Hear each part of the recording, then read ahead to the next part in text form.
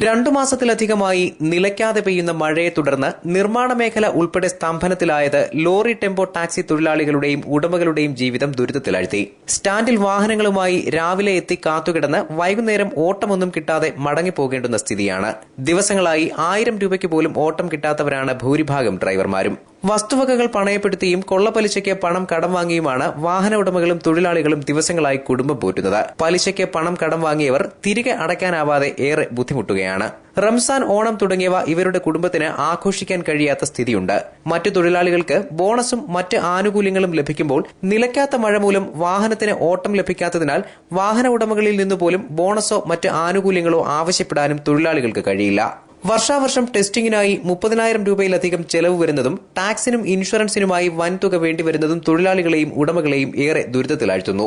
ഞങ്ങൾ സ്റ്റാൻഡിൽ കിടന്ന് വളരെ ബുദ്ധിമുട്ടുക. ഒന്നാമത് മഴ, രണ്ടാമത് എല്ലാ പ്രശ്നങ്ങളും ചെറിയ വണ്ടിക്ക് ഓട്ടമില്ല, വലിയ വണ്ടിക്ക് ഓട്ടമില്ല. അങ്ങനെ ആകപ്പാടെ ബുദ്ധിമുട്ട് സാഹചര്യത്തിൽ ടെസ്റ്റിങ് ഒരു വർഷം ഒരിക്കൽ ടെസ്റ്റിങ് അതിൻ്റെ 10 ചെറിയ വണ്ടിക്കായാലും വലിയ വണ്ടിക്കായാലും എല്ലാം ചെയ്തേ പറ്റും. ഇൻഷുറൻസ് കൂടുതൽ, ടാക്സ് കൂടുതൽ, എല്ലാം കൊണ്ടും വലിയ ബുദ്ധിമുട്ടില്ല. മലയാളിമാരുടെ കയ്യിലൊന്നും കൊണ്ടു കൊടുക്കാൻ ഞങ്ങൾക്കില്ല. പിന്നെ ഞങ്ങളെ എന്നും ഇപ്പം മലയാളിമാരെ ഒന്ന് വാങ്ങിക്കാനും പോകും, അവർ ചോദിക്കുന്നതിന് ശരിയാകും.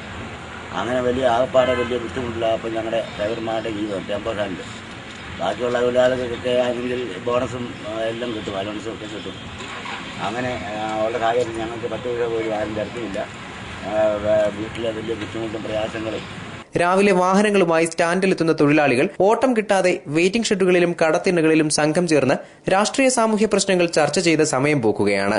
മഴ തുടർന്നാൽ ഇവരുടെ ഓണവും വെള്ളത്തിലാവും. News bureau, Pathanapuram.